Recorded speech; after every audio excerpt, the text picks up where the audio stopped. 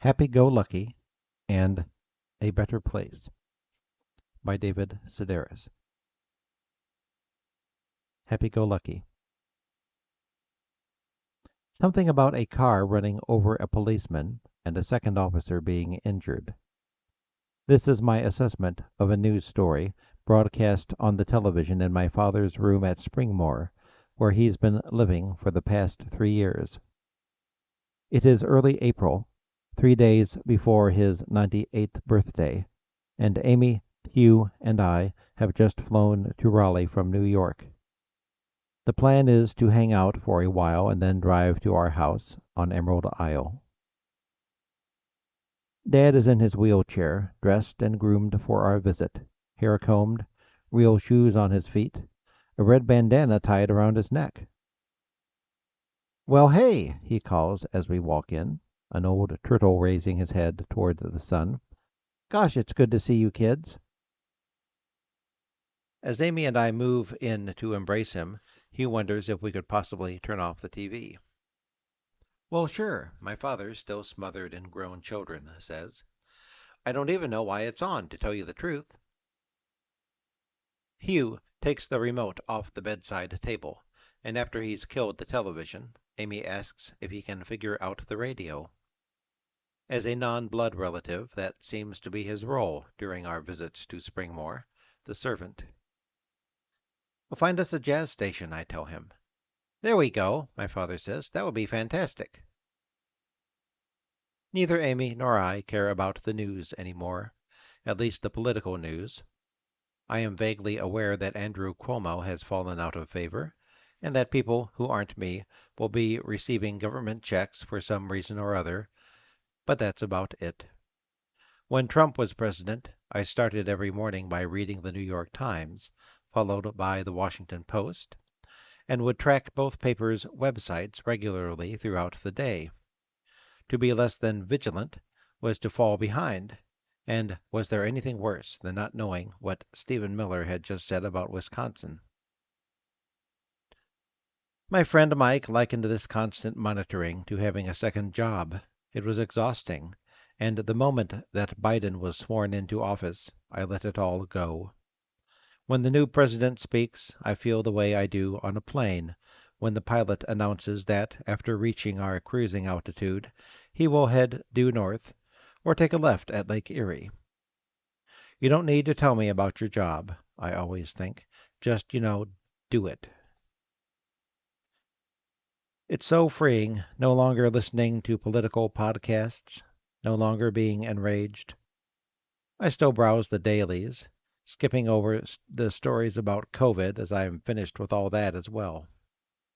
The moment I got my first shot of the vaccine, I started thinking of the coronavirus the way I think of scurvy, something from long ago that can no longer hurt me, something that mainly pirates get. Yes, the papers would say, but what if there is a powerful surge this summer, this Christmas, a year from now? What if our next pandemic is worse than this one? What if it kills all the fish and cattle and poultry and affects our skin's reaction to sunlight? What if it forces everyone to live underground and subsist on earthworms? My father tested positive for the coronavirus shortly before Christmas, at around the time he started wheeling himself to the front desk at Springmore and asking if anyone there had seen his mother. He hasn't got Alzheimer's, nothing that severe. Rather, he's what used to be called soft in the head. Gaga. It's a relatively new development. Aside from the time he was discovered on the floor of his house, dehydrated and suffering from a bladder infection, he's always been not just lucid, but commanding. If it happens several times in one day, someone on the staff will contact me, Lisa told us over the phone. Then I'll call and say, "Dad, your mother died in 1976 and is buried beside your father at the Rural Cemetery in Cortland, New York. You bought the plot next to theirs, so that's where you'll be going." There had to be a gentler way to say this, but I'm not sure the news really registered, especially after his diagnosis, when he was at his weakest. Every time the phone rang, I expected to hear that he had died. But my father recovered. Without being hospitalized, I told my cousin Nancy. Plus, he had lost 10 pounds. Not that he needed to. When I ask him what it was like to have the coronavirus, he offers a false-sounding laugh. He does that a lot now. Ha ha. I suspect it is a cover for his failed hearing, that rather than saying, "Could you repeat that?" he figures it's a safe bet you are delivering a joke of some sort. Hugh and I just went to Louisville to see his mother, I had said to my dad the last time we were at Springmore. Joan is 90 now and has blood cancer. Ha ha. That was on Halloween. Socially distanced visits were allowed in the outdoor courtyard of my father's building, and after our allotted 30 minutes were up, an aide, disguised as a witch, wheeled him back to his room. The costumes must do a real number on some of the residents, Amy said as we walked with Hugh to our rental car. And then a vampire came to take my blood pressure. Sure he did, Grandpa. A few days after we saw him, all visits were canceled, and Springmore was locked down. No one in or out except staff, and all the residents confined to their rooms. The policy wasn't reversed until 6 months later. That's when we flew down from New York to see him. You look great, Dad, Amy says, in a voice that is almost but not quite a shout. Hugh has finally found a jazz station and managed to tune out the static. Well, I'm 100 years old, my father tells us. Can you beat that? 98, Amy corrects him. And not quite yet. Your birthday is on Monday, and today is only Friday. 100 years old. This isn't soft-headedness, but a lifelong tendency to exaggerate. What the hell are you still doing up? He'd demand of my brothers, my sisters, and me every school night of our lives. It's 1 o'clock in the morning. We'd point to the nearest clock. Actually, it's 9:45. It's 1 o'clock, damn it. Then how come Barnaby Jones is still on? Go to bed. Amy has brought my father some chocolate turtles, and as he looks on, she opens the box and hands him one. Your room looks good, too. It's clean, and your stuff fits in real well. It's not bad, is it? My father says.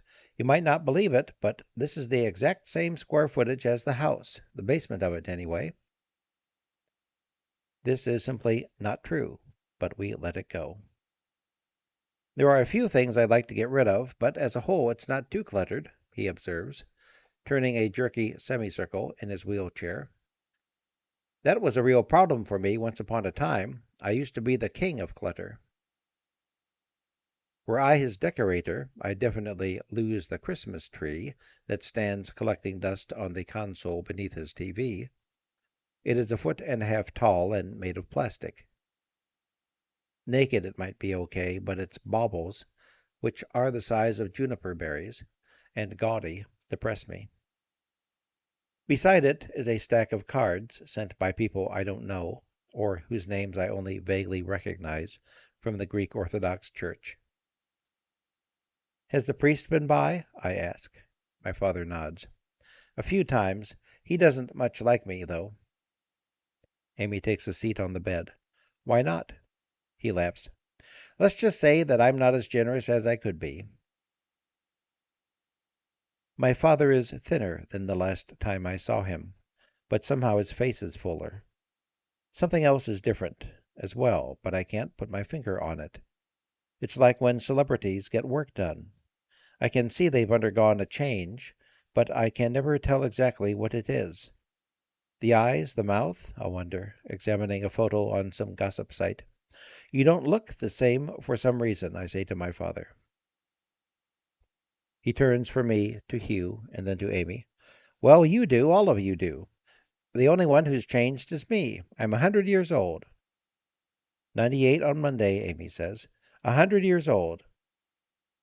Have you had your COVID vaccine? I ask, knowing that he has. I'm not sure, he says. Maybe.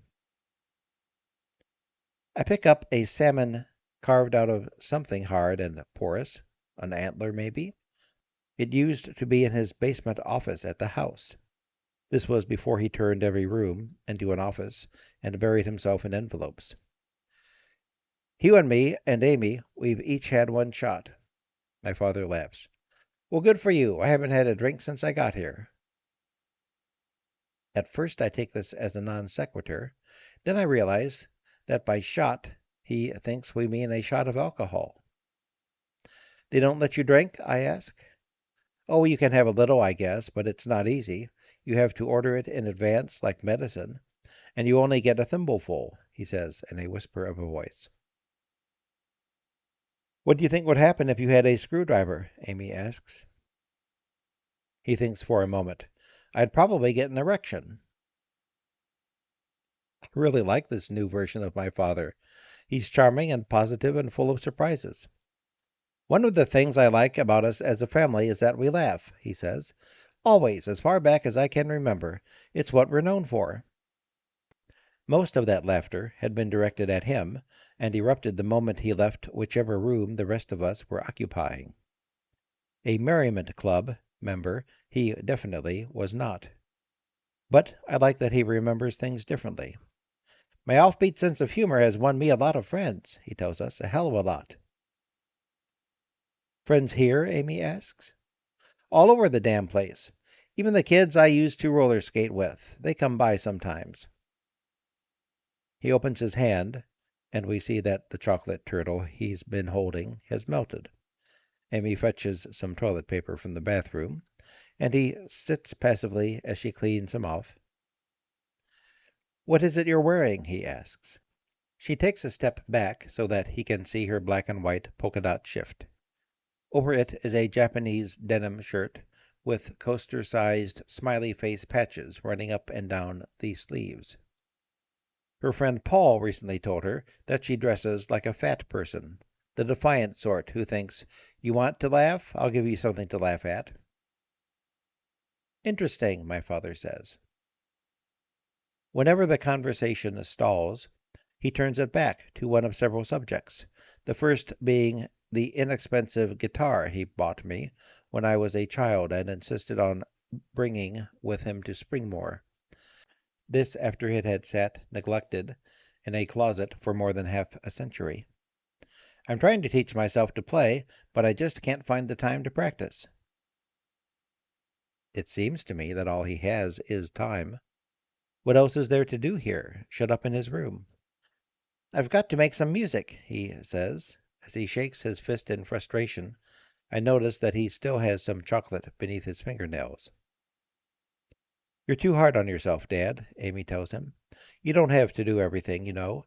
Maybe it's okay to just relax for a change." His second go-to topic is the artwork hanging on his walls, most of it bought by him and my mother in the 70s and early 80s. "Now this," he says, pointing to a framed seriograph over his bed, "this I could look at every minute of the day." It is a sentimental, naive-style street scene of Paris in the early 20th century, a veritable checklist of tropes and clichés by Michael Delacroix, who defines himself as a painter of dreams and of the poetic past. On the two occasions when my father visited me in the actual Paris, he couldn't leave fast enough. It's only in pictures that he can stand the place.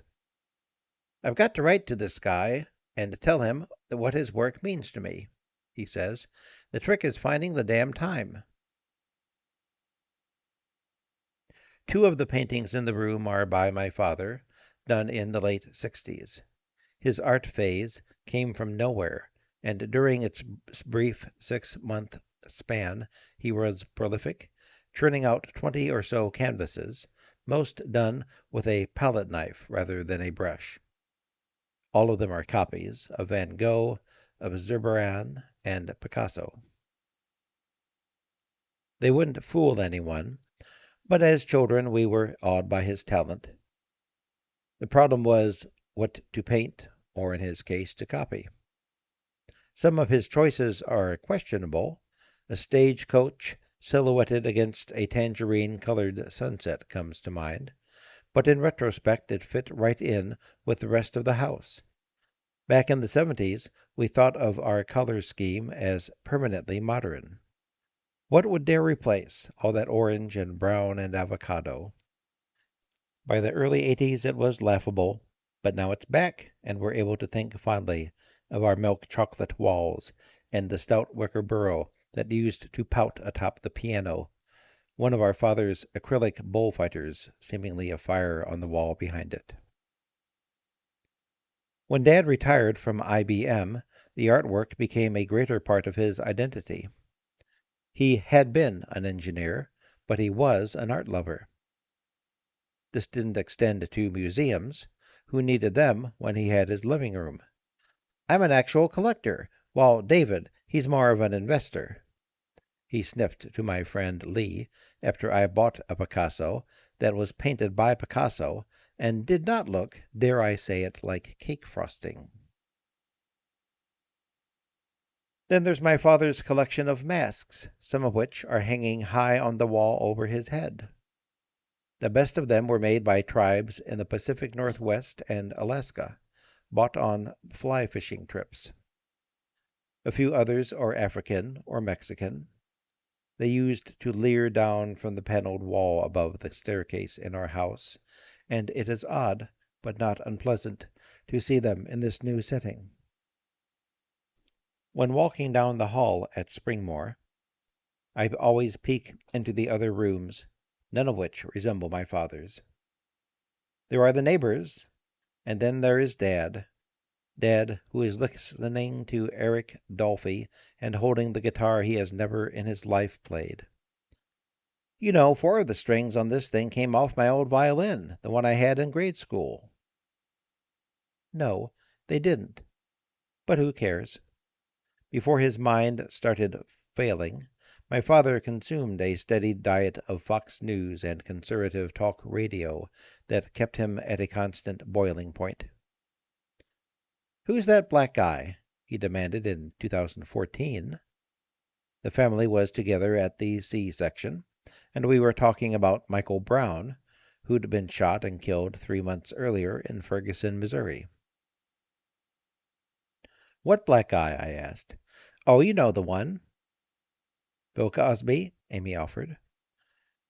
Gil Scott-Heron? I asked. Stevie Wonder, Gretchen called from the living room. Lisa said Denzel Washington. You know who I mean, Dad said. He's got that son. Jesse Jackson? He's the one, always stirring up trouble. Now, though our father has taken a few steps back and, like me, seems all the better for it. How did you feel when Biden was elected? I asked. The question is a violation of the pact Amy and I made before arriving. Don't rile him up, don't confuse him. Actually, he says, I was for that other one. Hugh says Trump. My father nods. That's right. I believed what he was selling us. And well, it seems that I was wrong. That guy was bad news. Never did I expect to hear this. Trump was bad, and I was wrong, practically in the same breath. Who are you? I wanted to ask the gentle gnome in front of me, and what have you done with Lou Sedaris? So, Biden, I guess he's okay, my father says, looking with his red bandana like the leftist he never was.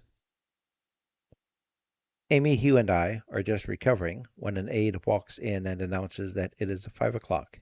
Time for dinner. I'll wheel Mr. Sedaris down. Oh, we'll take him, Amy says. Take what? My father asks, confused by the sudden activity. I push him out the door and past a TV upon which the news is playing. Again, the incident at the Capitol, some people hit by a car, some shot. This is like that old joke, I say to my father as we near the dining room. A man bitches to his wife, You're always pushing me around and talking behind my back, and she says, What do you expect? You're in a wheelchair. My father roars, Ha! The dining room, which fits maybe 6 tables, is full when we arrive. Women greatly outnumber men, and no one except for us and the staff is ambulatory. The air should smell like food, but instead it smells like Amy, her perfume. She wears so much that it manages to both precede her and trail behind her, lingering long after she's moved on. That said, I like it. A combination of 5 different scents, none of which is flowery or particularly sweet. It leaves her smelling like a strange cookie, maybe one with pencil shapings in it. Eat, why don't you eat? My father says. I am conscious of everyone watching. Visitors, Lou has visitors. While Amy and Hugh talk to an aide, my father looks up and pats the space beside him at the table. Stay for dinner. They can make you anything you want. I can't remember my mother's last words to me. They were delivered over the phone at the end of a casual conversation. See you, she might have said, or I'll call back in a few days. And in the thoughtless way you respond when you think you have forever with the person on the other end of the line, I likely said, okay. My father's last words to me, spoken in the too hot, too bright dining room at his assisted living facility 3 days before his 98th birthday, are, Don't go yet. Don't leave. My last words to him, and I think they are as telling as his, given all we've been through, are, We need to get to the beach before the grocery stores close. They look cold on paper, and when he dies a few weeks later, and I realize they are the last words I said to him, I will think, maybe I can warm them up on stage when I read this part out loud.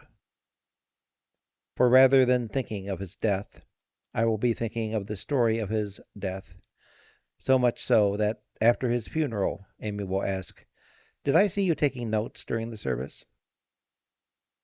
There'll be no surprise in her voice. Rather, it'll be the way you might playfully scold a squirrel. Did you just jump up from the deck and completely empty that bird feeder? The squirrel and me, it's in our nature. Though, maybe not forever, for our natures, I have just recently learned from my father, can change. Or maybe they're simply revealed, and the dear, cheerful man I saw that afternoon at Springmore was there all along, smothered in layers of rage and impatience that burned away as he blazed into the home stretch. For the moment, though, leaving the dining room in the company of Hugh and Amy, I am thinking that we'll have to do this again and soon. Fly to Raleigh, see Dad, maybe have a picnic in his room. I'll talk Gretchen into coming. Lisa will be there too, and our brother Paul. All of us together, and laughing so loudly we'll be asked by some aide to close the door. Because, really, isn't that what we're known for? A better place. Doesn't all our greatest art address the subject of death, its cruelty, its inevitability, the shadow it casts on our all too brief lives? What does it all mean, we ask ourselves. Allow me to tell you. Death means that the dinner reservation you made for a party of 7 needs to be upped to 10, then lowered to 9, and then upped again, this time to 14. 18 will ultimately show up, so you will have to sit at a foretop on the other side of the room with people you just vaguely remember, listening as the fun table, the one with your sparkling sister at it, laughs and laughs. You, meanwhile, have to hear things like, Well, I know that your father did his best. People love saying this when a parent dies. It's the first thing they reach for. A man can beat his wife with car antennas, trade his children for drugs or motorcycles, but still, when he finally, mercifully dies, his survivors will have to hear from some know-nothing at the post-funeral dinner that he did his best. This, I'm guessing, is based on the premise that we all give 110% all the time regarding everything: our careers, our relationships, the attention we pay to our appearance, etc. Look around, I want to say. Very few people are actually doing the best they can. That's why they get fired from their jobs. That's why they get arrested and divorced. It's why their teeth fall out. Do you think the chef responsible for this waterlogged spanakopita is giving it his all? Is sitting across from me, spouting cliches and platitudes, honestly the best you can do? Also, don't use the word passed at this table, unless it's as in, Tula passed me the salt so I could flavor my tasteless tzatziki sauce. Or, I knew we were driving too slowly on our way to the funeral when the hearse passed us and the man driving it gave me the finger. My father did not pass, neither did he depart. He died. Why the euphemisms? Who are they helping? I remember hearing a woman on the radio a few years back reflecting on where she was the moment that Prince, the musician, transitioned. Really, I thought. And when, exactly, did he become a woman? Days before his fatal drug overdose? Also, we can give the whole looking down from heaven a bit a rest. This as in, I'm sure your mother is looking down right now at you and your family. Sure about that, are you? Sure there's a heaven right above the cloud cover, one that no satellite or spacecraft has ever picked up, and that my long dead mother can peer down from it and spot my brother, my sisters, and me, indoors, some of us with hats on, out of the roughly 8 billion other people on Earth, and without her glasses because they weren't with her in the box she was burned to ashes in, because, if that were possible, she wouldn't be thinking, I'm so proud of my son, but what's he listening to that asshole for? As for my father, if anything, he's looking up at me, not down. He was 98, a blessing you keep saying. He must have been a wonderful man to have been rewarded with such a long life. As if it worked that way, and extra years were tacked on for good behavior. Any number of decent people die young. You know who's living a good long life? Dick Cheney, Henry Kissinger, Rupert Murdoch. He'll always be with you, is another tiresome chestnut I'd be happy never to hear again. In response to it, I say, what if I don't want him with me? What if 64 years of constant criticism and belittlement were enough, and I'm actually fine with my father and me going our separate ways, him in a cooler at the funeral home, and me here at the kids' table? He won't be in his grave for another few days. Is that the better place you've been assuring me he's headed to? The cemetery we pass on our way to the airport, the plot with a view of the Roy Rogers parking lot? And what exactly is it better than? This restaurant, clearly, but what else? This state, this country, this earth? No offense, but how can you be so sure of his whereabouts? You didn't even know where the men's room was until I told you, so why should I suddenly believe that you're omniscient? The best you can say with any degree of certainty is that my father's in another place, meaning not the only restaurant in town that could accommodate a party of 18 with 5 hours' notice, which, hint, it could do only because nobody else wants to eat here, especially me. It's just that I need to keep my strength up, because I'm grieving. Thank you for listening.